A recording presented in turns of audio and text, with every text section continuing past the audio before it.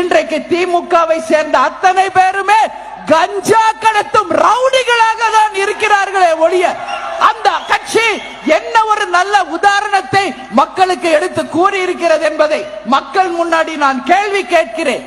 இந்த முறை நமது மதசார்பற்ற வெற்றி கூட்டணி அமோக வெற்றி பெற்று அண்ணன் ஸ்டாலின் அவர்கள் இரண்டாவது முறை முதலமைச்சராக வரப்போவது உறுதி என்பதை இந்த நேரத்தில் சொல்கிறேன்.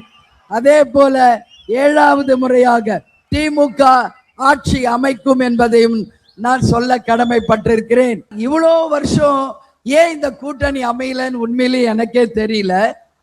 கலைஞர் ஐயாவும் இப்ப இல்ல, கேப்டனும் உயிரோடு இல்ல.